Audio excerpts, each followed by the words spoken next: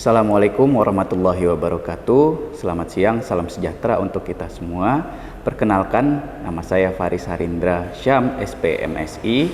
Saya merupakan dosen tetap di Universitas Pembangunan Pancabudi dengan NIDN 0104109301. Adapun mata kuliah yang saya ampuh adalah Arsitektur Pariwisata dengan bobot 2 SKS. Dalam proses pembelajaran, saya menggunakan metode delivery, interaction, and assessment. Adapun capaian pembelajaran mata kuliah Arsitektur Pariwisata yaitu bertakwa kepada Tuhan Yang Maha Esa, mampu menunjukkan sikap religius, menjunjung tinggi nilai kemanusiaan dalam menjalankan tugas berdasarkan agama, moral, dan etika, serta menunjukkan sikap komunikatif, adaptif, dan apresiatif. Yang kedua, mampu mengambil keputusan tepat, mengembangkan jaringan kerja, dan bertanggung jawab atas kinerja kelompok serta pengelolaan data. Yang ketiga, menguasai prinsip sains, bangunan dan lanskap, perencanaan dan perancangan kota, perumahan dan permukiman, ekologi lingkungan, dan pemaknaan dalam arsitektur. Dari hasil pembelajaran, mahasiswa diharapkan mampu menjelaskan secara umum jenis-jenis objek wisata dan sistem pengelolaannya. Yang kedua, mahasiswa mampu mengelompokkan objek-objek arsitektur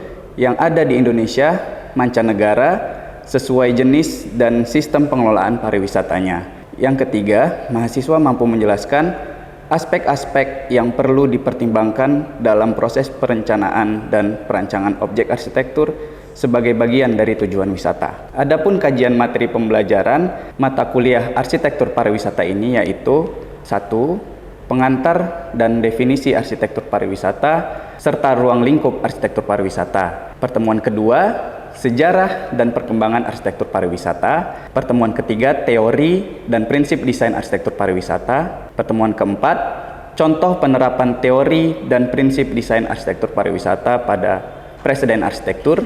Yang kelima, budaya dan konteks lokal atau sense of place. Yang keenam, aspek utama mengenai bagaimana budaya dan identitas lokal dapat diintegrasikan ke dalam arsitektur pariwisata. Yang ketujuh, tahapan perencanaan proyek pariwisata. Yang kedelapan, teknologi dan inovasi dalam desain arsitektur pariwisata. Yang kesembilan, desain ramah lingkungan dan energi dalam arsitektur pariwisata. Yang kesepuluh, pengelolaan sumber daya lingkungan dalam arsitektur pariwisata. Yang ke-11, merancang konsep awal sebuah destinasi pariwisata. Kemudian dalam sistem pembelajaran, saya pertama melakukan perkenalan untuk membangun keakraban antara dosen dan mahasiswa. Yang kedua, saya melakukan brainstorming dengan harapan mahasiswa dapat berperan aktif dalam pembelajaran. Kemudian selanjutnya, saya membahas kontrak perkuliahan, yang mana ini adalah membuat kesepakatan bersama terkait dengan proses perkuliahan, termasuk topik pembelajaran dan tugas agar dapat gambaran pelaksanaan perkuliahan selama 1 semester ke depan. Kemudian, saya melakukan diskusi yang biasanya memotivasi mahasiswa untuk belajar lebih kondusif dan fokus, dan lebih giat dan lebih serius. Itulah gambaran dari pembelajaran mata kuliah Arsitektur Pariwisata.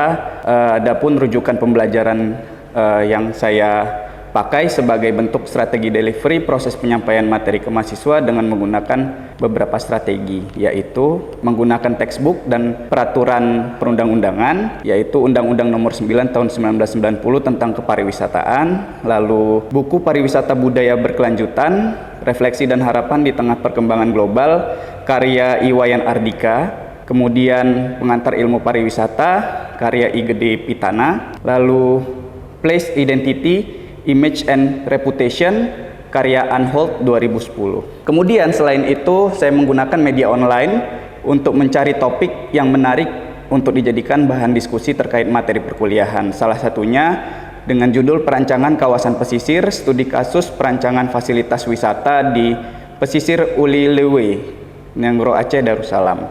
Biasanya di awal pertemuan dilakukan review pembelajaran, yang mana fungsinya untuk mengingat kembali materi-materi pembelajaran sebelumnya dan akan dilanjutkan dengan materi yang akan datang.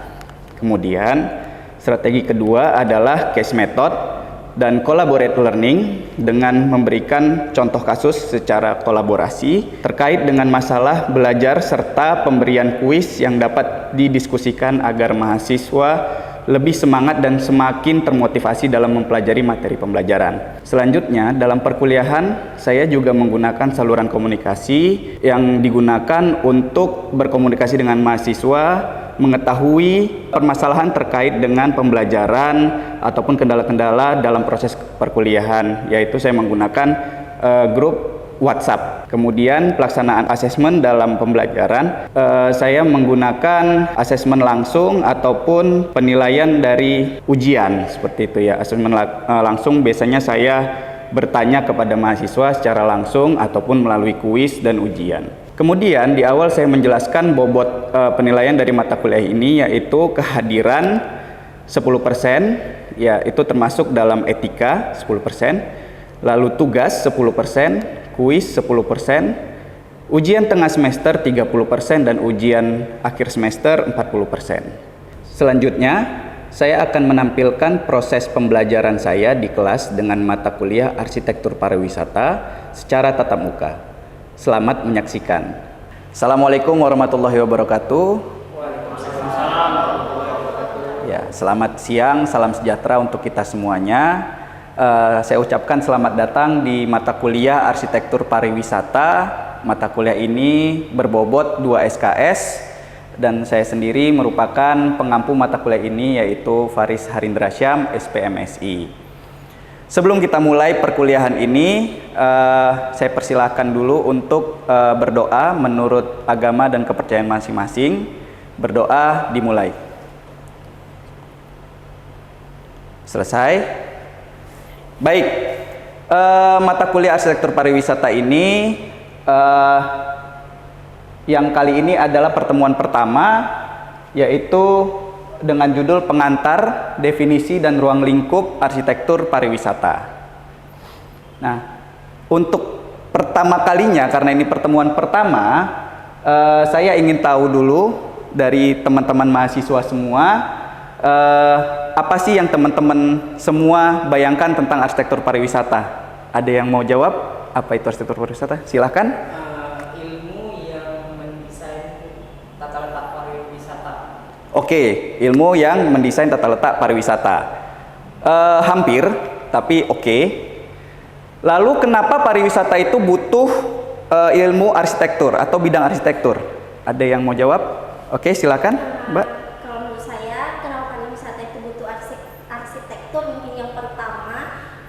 Sebagai penataan di pariwisata tersebut, baru arsitektur itu juga bisa menjadi ikon suatu tempat yang baru.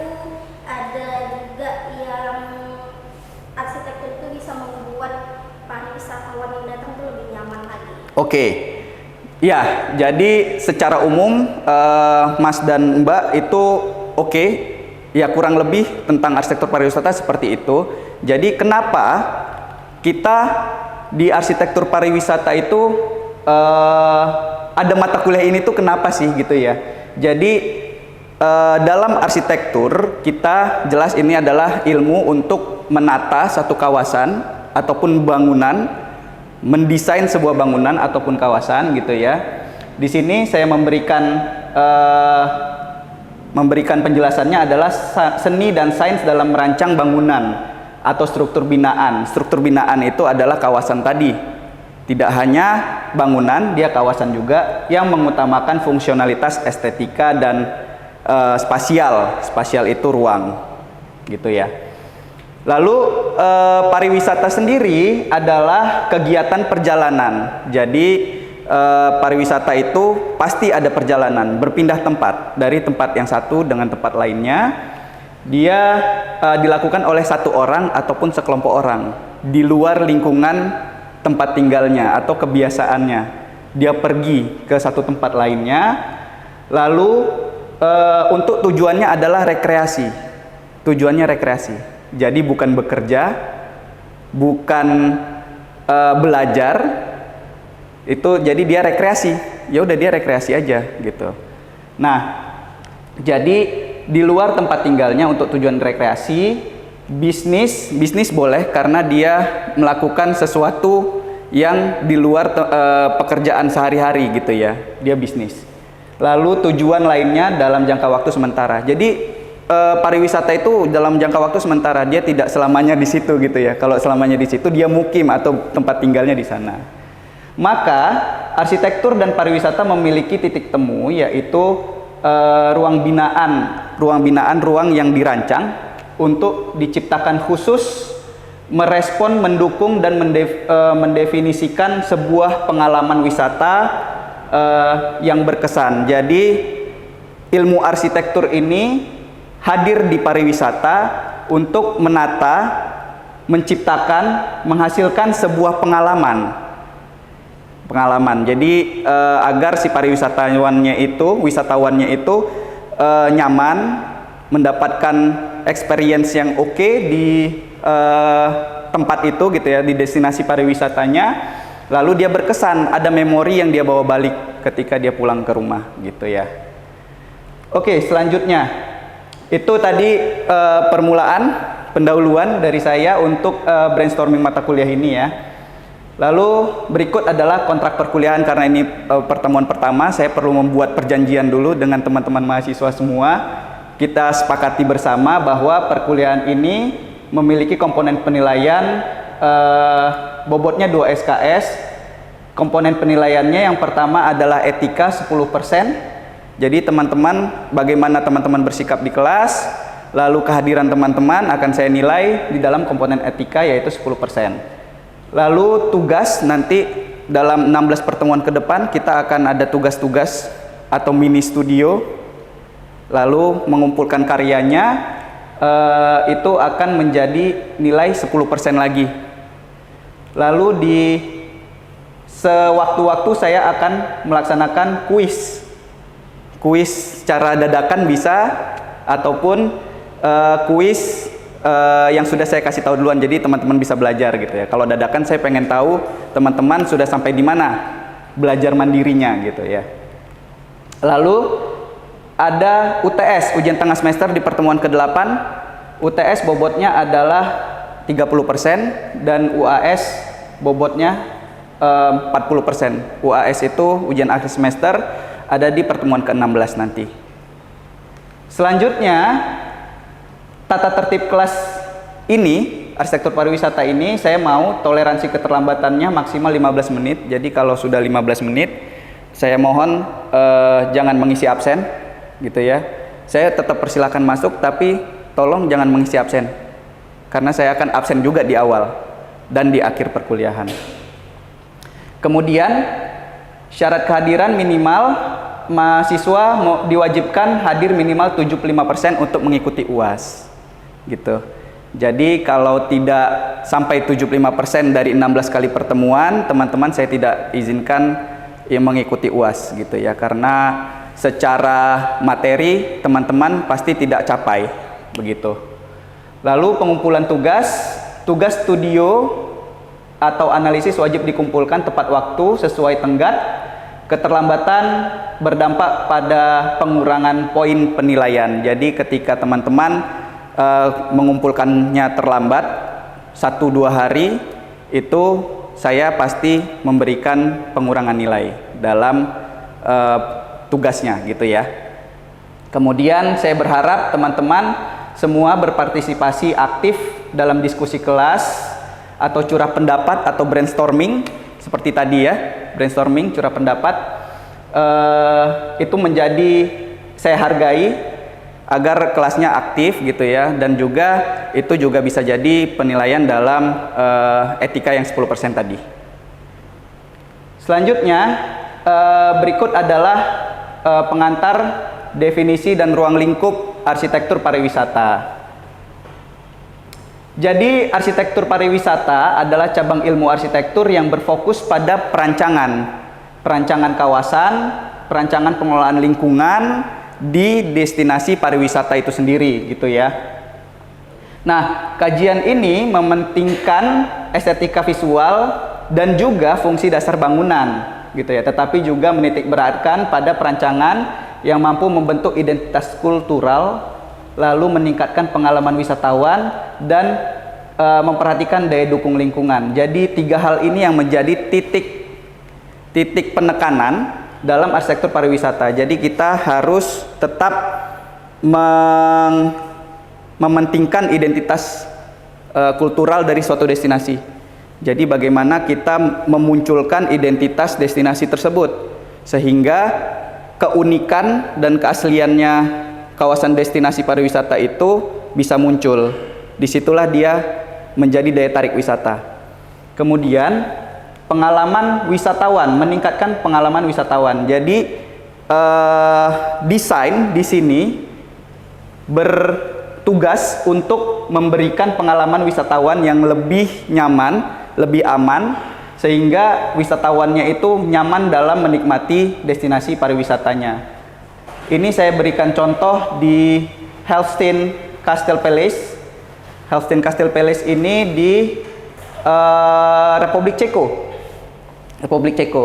Jadi ini adalah bangunan sejarah, bangunan bersejarah, sehingga didesain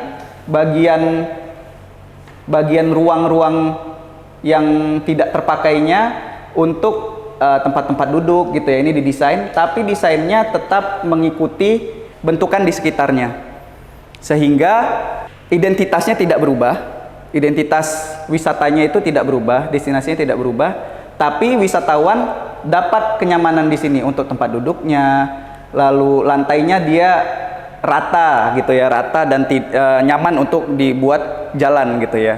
Selanjutnya ada ruang lingkup kajian dari arsitektur pariwisata ini.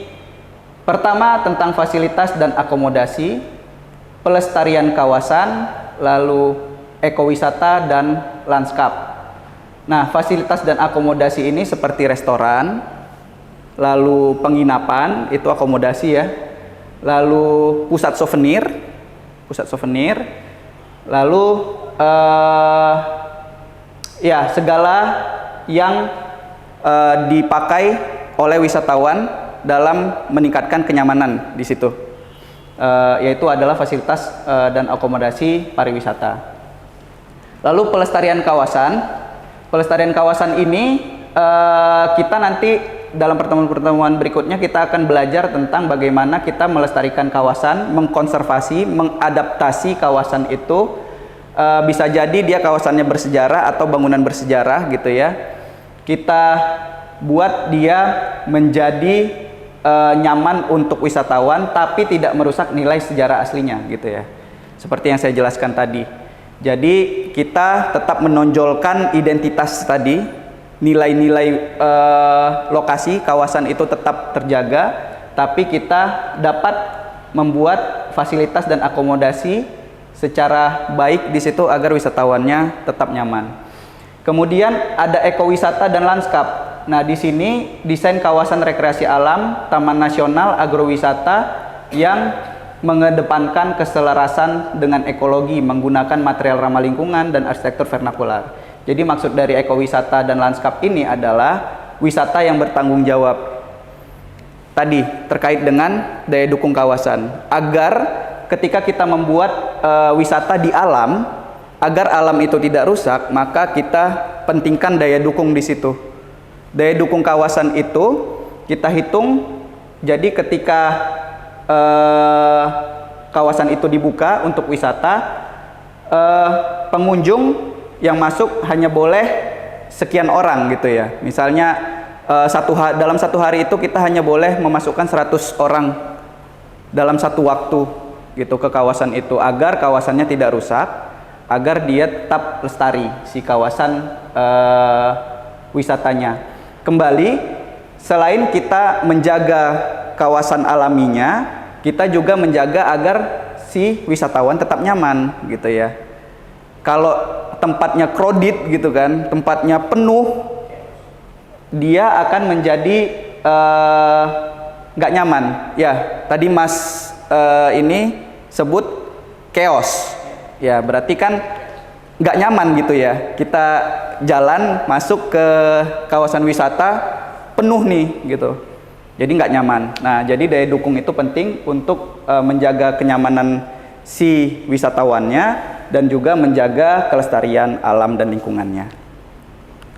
Saya lanjut, ini salah satu ruang lingkup arsitektur pariwisata juga. Yang pertama Yang paling viral saat ini mungkin ada toko Senghap. Ada yang tahu toko Senghap di mana? Tahu ya? Di mana, Mbak? Di Kesawan, betul. Jadi toko Senghap ini dari tahun 1881 sudah dibangun, lalu dia terbengkalai. Berapa tahun setelah merdeka itu dia terbengkalai toko Senghap ini, dan baru dibuka lagi tahun 2026 dengan bentuk toko serba ada gitu ya. Pusat kuliner juga di situ. Jadi di Kesawan dia menjadi salah satu pusat kuliner, pusat wisata kuliner. Jadi wisatawannya masuk lalu membeli barang-barang di situ, makanan yang disediakan di situ. Nah, ini salah satu bagaimana melestarikan bangunan lalu merubahnya menjadi destinasi wisata. Begini nanti yang akan kita bahas dalam pertemuan-pertemuan selanjutnya. Nanti di pertemuan di pembahasan ke-11 kita akan mulai untuk membuat desain kawasan pariwisata ataupun destinasi pariwisata. Kemudian ada yang tahu ini di mana? Di Toba, betul, di Toba. Tapi lokasinya di Desa Huta Sialagan. Dari Parapat kita nyebrang satu kali ke Huta Sialagan. Nah, dulunya Huta Sialagan ini mungkin dia hanya perkampungan adat gitu ya, adat Batak Toba. Nah, lalu tahun 2020-an, zaman setelah Covid sedikit gitu ya, 2021, 2022, dia ketika Danau Toba itu ditetapkan menjadi kawasan strategis pariwisata nasional atau KSPN. Huta Sialagan ini salah satunya menjadi destinasi yang direvitalisasi oleh pemerintah, sehingga pemerintah itu membuat menata si kawasan Huta Sialagan ini untuk destinasi pariwisata. Si bangunan-bangunan rumah bolonnya itu tetap dipertahankan dan dipugar mungkin ya, agar lebih enak dilihat gitu ya.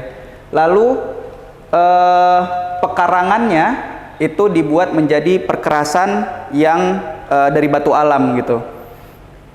Awalnya mungkin tanah gitu kan. Nah, dibuat menjadi batu alam agar dia ketika hujan nggak becek, jadi nyaman untuk dilewati oleh wisatawan, lalu tidak berdebu ketika dia kering gitu kan. Jadi wisatawan lebih mudah untuk menikmati, lebih nyaman untuk menikmati Huta Sialagannya gitu ya. Masuk ke kesimpulan, jadi saya bisa simpulkan bahwa arsitektur pariwisata merupakan bidang yang menghubungkan antara perancangan arsitektur, bisa arsitektur bangunan ataupun arsitektur kawasan, ya, untuk pengembangan destinasi wisata, pelestarian budaya yang berkelanjutan, serta perancangan arsitektur yang baik dapat meningkatkan kualitas pengalaman wisata sekaligus menjaga keberlanjutan si destinasi pariwisatanya tersebut. Kemudian saya ingin sedikit berdiskusi dengan teman-teman semua. Teman-teman akhir-akhir ini ada melakukan perjalanan wisata? Boleh merespon salah satu? Ya, silakan, Mas. Saya waktu ke wisata salah satu di Jawa, Pak, di daerah Solo. Ya. Pada pantai, tapi mereka melakukan penginapan di pinggir pantai, Pak. Oke. Dengan mengambil air yang dari dasar laut, Pak. Oke. Dasar laut ini. Nah, itu apakah termasuk pencemaran laut atau enggak begitu, Pak? Oke. Kalau mengambil secara tidak eksploitatif gitulah ya, mengambil seperlunya, itu tidak itu termasuk penggunaan yang bertanggung jawab disebutnya. Tapi ketika dia membuang limbahnya tanpa mengelolanya terlebih dahulu gitu ya, langsung dibuang saja ke laut, nah itu termasuk pencemaran. Nah, jadi ketika kita mengambil atau menggunakan sumber daya yang ada, kita harus bisa menghitung kira-kira yang kita pakai itu sebagaimana besar gitu. segimana sih kebutuhan kita, segimana sih kebutuhan hotel kita gitu ya. Nah, dan mengambilnya apakah perlu dari air laut gitu. Kalau dari air laut berarti kan harus disuling agar salinitasnya berkurang menjadi air yang tawar gitu ya, bisa dipakai dalam kebutuhan sehari-hari. Nah, begitu juga ketika membuang. Ketika membuang ya kita harusnya punya septic tank sendiri atau punya pengolahan sampah sendiri, bukan kita buang langsung ke alam gitu ya. Itu. Jadi itu sudah menjadi standar sebetulnya. Jadi kalau dia ambil secara berlebihan, dia akan membuat alam ini rusak gitu ya, dan itu bisa dilaporkan ke pemerintah dan pengelola wisatanya bisa dikenakan sanksi seperti itu. Oke, kira-kira menurut teman-teman kalau ada lagi yang ada yang pernah jalan-jalan lagi akhir-akhir ini? Nggak ada? Oke, tadi siapa namanya Mas? Ian, Pak. Mas Ian. Nah, Mas Ian tadi ke Solo gitu ya. Nah, secara keseluruhan menurut Mas Ian, bagaimana arsitektur di tempat tersebut? Di tempat yang Mas Ian datangi, apakah dia selaras dengan lingkungan di Solo atau tidak? Kan Solo Jawa banget ya, maksudnya dia punya semboyan spirit of Java tuh, jiwanya Jawa tuh di situ si Solo. Apakah si hotel ataupun kawasan wisata yang Mas Ian datangi dia selaras atau tidak dengan spirit tersebut? Silakan. Saya, Pak, ya, mereka mengkombinasi dengan arsitektur modern gitu, Pak. Jadi bangunan tidak terpaku dengan daerah tersebut, Pak. Jadi Oke. mereka membangun dengan bangunan modern yang dimana menurut saya sendiri itu menghilangkan culture mereka gitu. Oke. Seperti itu. Oke. Jadi seharusnya yang dilakukan adalah tetap mendesain sesuai dengan selaras dengan budaya di situ gitu ya. Sehingga dia tidak menjadi pencilan gitu, dan dia tetap melestarikan nilai-nilai lokal gitu ya. Oke, demikian materi pertama di mata kuliah arsitektur pariwisata ini. Saya akan memberi tugas kepada teman-teman semua untuk dikumpulkan di pertemuan berikutnya. Saya ingin teman-teman semua membuat hal ini. Jadi teman-teman cari salah satu destinasi pariwisata, oke? Lalu coba teman-teman semua analisa bagaimana desain arsitektural yang ada di sana, gitu. Bagaimana sirkulasinya, bagaimana kenyamanannya, bagaimana pengalaman visualnya, oke? Lalu menurut teman-teman semua, saya mau teman-teman memberikan opini di sini ya. Menurut teman-teman semua, apakah arsitektur di sana berhasil mencerminkan identitas budaya lokalnya?